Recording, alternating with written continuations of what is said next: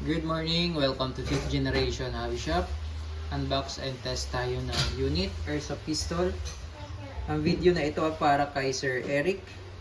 So this is the this is the 2011 High Kappa T-Rex ng WE airsoft pistol.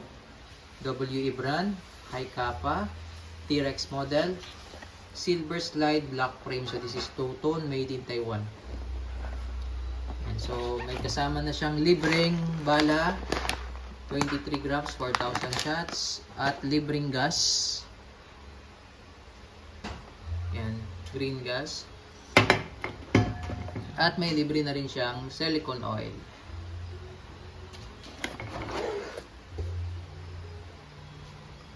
Okay, ito yung kanyang owner's manual. Scan nyo lang yung QR code, sir.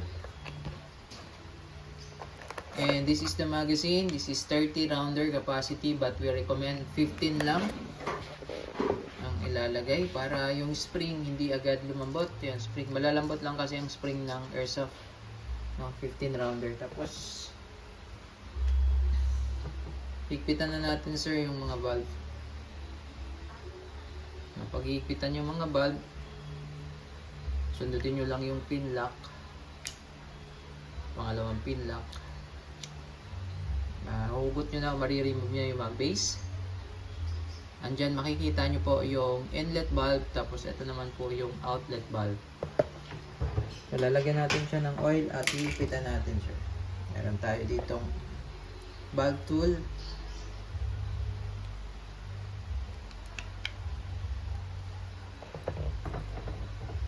Itong valve tool, sir, hindi pa po kasama yan, sir.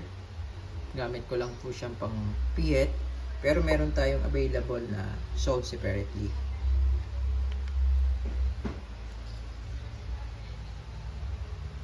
Katagalan kasi, sir, yung mga valve, lumuluwag talaga yan. Dahil sa blowback ng ating airsoft. So, ito yung basic maintenance para makita nyo po kung paano yung... Actually, madali lang naman siya.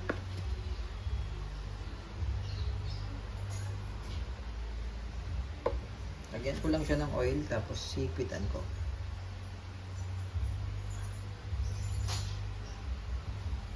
Tamang higpit lang din yan. So itong hindi ko nahigpitan dahil mahigpit pa naman yan. So pagbabalik naman ng base pad, yan, makikita nyo yung lock. Yan, naka-osling na yan.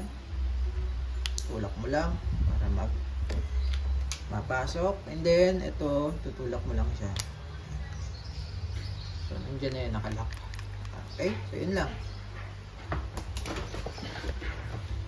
Lagyan natin ng bala, sir, no? Ito po, lalagyan ko lang siya siguro ng 10. So, makikita natin dito na yung spring ay hindi siya compress na compress. Dahil hindi naman siya puno. So, ito 11 shots, 11 rounds. Mapapansin nyo, sir, yung spring niya hindi siya compress katulad nito pag puno, no? Pag puno yan, ganyan compress.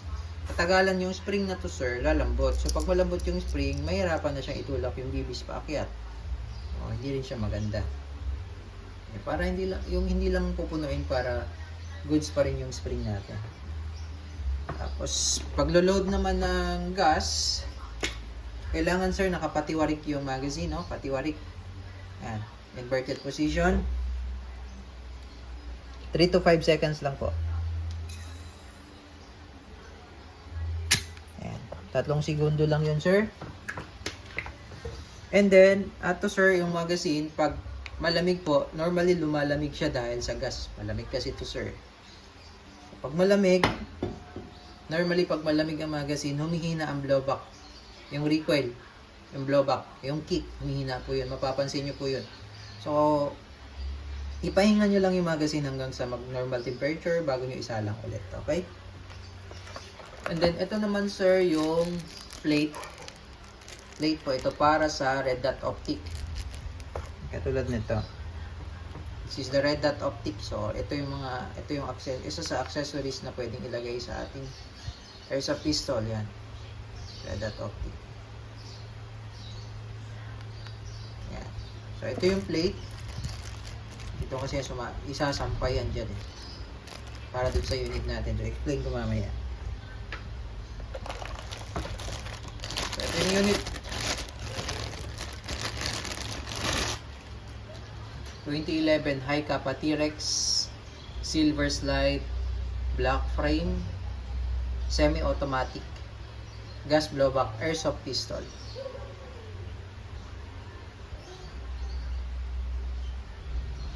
Yan. So, ito yung iron sight niya, yung modular yan. So, ito nare-remove yan, sir. Natatanggal yan. Yung mapapansin nyo po may screw yan. Yan. So, pag tinanggal nyo yan, itong plate, yung ipapalit dyan sa ibabaw. Tapos, yung red dot dito. Kunwari may plate na yan dyan. Wala kasi tayong sample. Yan, ganyan siya. So, yung red dot optic. O, nalalagyan din siya ng red dot optic T-Rex. Okay. So, ayan. Ganda ng sight niya. Oh. Fiber optic sight na. Then, ambidextrous manual safety. So, kabilaan po yan. So, kung kaliwete kayo, pwede dito. Ayan. Yan yung safe. So, pag safe, hindi pumapalo ang hammer. Safety off. Ayan. And another safety feature, itong lever tail safety. Ayan. Kaya gumagalaw yan, may function po yan, may purpose po yan. So, pag hindi siya nadidiinan, pag pinalabit, hindi rin pumapalo yung hammer. Ayan. So, diinan mo siya. Ayan. Automatic kasi sir, pag ginawakan natin yung grip, kailangan diinan talaga yan. Pag hindi yan nadiinan ng maayos, hindi rin yan puputok. Pwedeng mag-lock. Ayan. So, ang gandahan niya, nakamagwell na siya, staple grip. Pwede rin siyang lagyan ng flashlight. Accessories. Bukod sa red dot, pwede rin flashlight. Ayan. So, babaklasin natin, sir. Pag babaklas, kailangan wala magazine, release magazine, tapos isang kasa. Okay? Pagkakasa, tanggalin mo natin yung sticker, sir, ha? Kasi hindi makita, eh. Ay, wag na lang. Ayan na lang. So, ito, makikita nyo po yung dalawang uka na yan. Yung una, yung malaking uka. Yung pangalawa, yung maliit. Yung malaking uka, para yan sa slide stop. Pag wala ng bala dyan, sumasampa ito. Yung slide stop. Ito yung slide stop. Slide stop, slide release. Ito. Lock. Disassembly lock. Ngayon, isisentro nyo lang siya sa maliit na uka. Ayan. Maliit na uka na yan. Yan, ganyan sir. Yan, center mo lang siyang ganyan. And then, sa kabila, itutulak mo ito sir. Ito. Itong pin na ito. Itutulak mo yan. Tinulak mo yun, aangat yan eh. Kailangan nakasentro ah.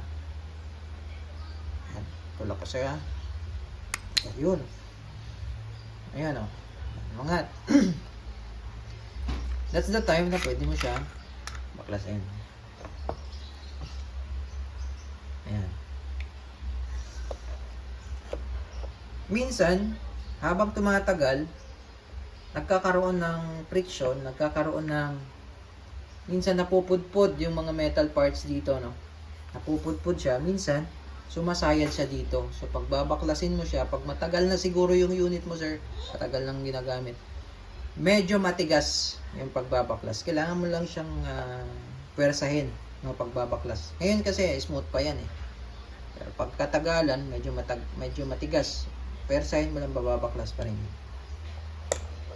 So ngayon, lalagyan natin ito ng oil.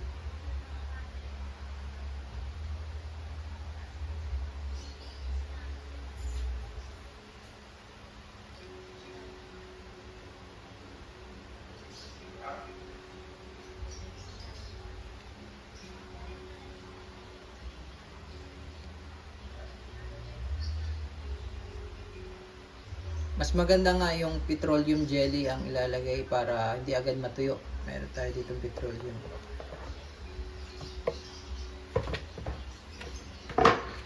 Effective po ito sir, yung petroleum jelly kasi yung petroleum jelly bukod sa mura, matagal din matuyo. Compared to silicone oil, mas maganda lang ang silicone oil sa valve, sa mga valve. Pero sa mga ganitong metal parts, mas maganda yung petroleum jelly. mas madaling hanapin compare sa mga airsoft grease. Meron kasing nilalagay din dito yung airsoft grease. Yan. So yan po yung nilalagyan ng lubricant, or dapat lubricated siya. Kasi yan yung laging nagkikiskisan eh. Yan.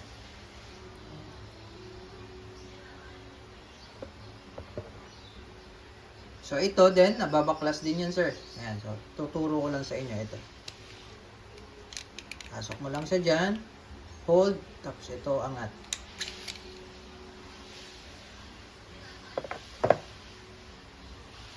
Yung rod, yung spring. Ito naman yung barrel, inner and outer. Ayan.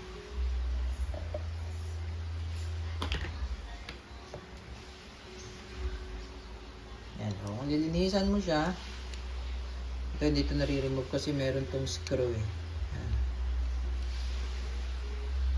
Meron lock yan, ito lock yan. Kailangan mo bang tanggalin yan para mahugot mo to. Yung screw, may screw yan. Yun yung nag-hold dito. So pag lilinisan mo, ano lang, cotton buds alcohol. Yan.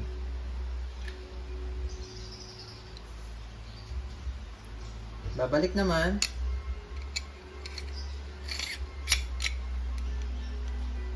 Sok lang yan.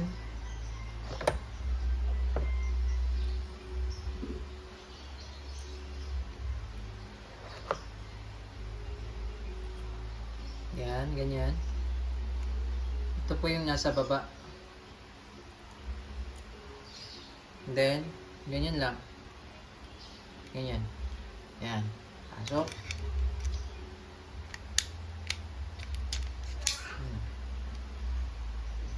Ayan. So, ganun lang, sir. Ayan. Tapos, pag papasok mo naman siya dito, ito, pasok mo siya dito.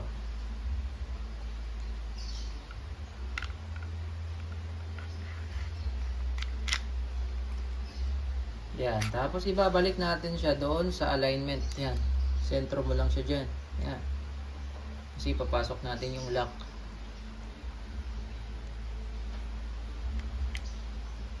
Yan, so kailangan nakasentro, then push mo lang. Push mo lang yan. Yan. Yan.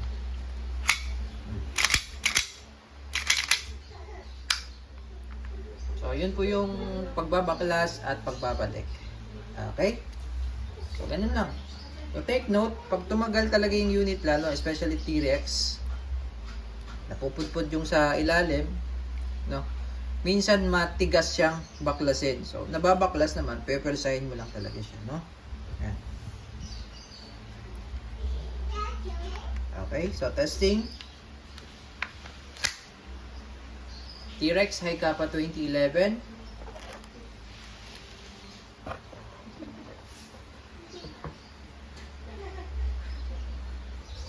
Okay, testing sir. 2011 High Kappa T-Rex.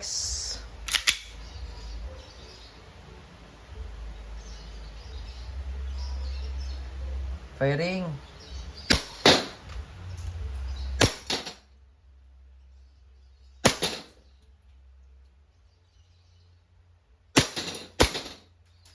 Busin natin bala, sir. Ayan, so nag-open slide na siya. So take note, sir, kapag malamig yung magazine, may tendency hindi siya mag-open slide kasi humihina po yung blowback. Okay? So release nyo ng magazine. Then, ito sir, alalay lang para hindi mapudpud din yung uka na yan, yung notch. So, ang gagawin nyo po, itulak nyo lang ng konti. Yan. Tapos, bababa nyo yung slide stop, tsaka siya bitawan. Para lang hindi mapudpud itong part na to, sir, ito. Kasi, pwede rin naman sanang ganito, sir. Pwede rin naman sanang ganito, yan. Yan, ganyan. Kaso, katagalan, mapupudpud to. Kasi may friction po. So, yun lang. Yung advice ko lang, sir. Kapag nag-lock, tulak mo lang siyang konti. Ibababa. Then, okay. So, all goods na tayo. 2011 Hi Kappa T-Rex Semi-Automatic Airsoft Gas Blowback Pistol by WE.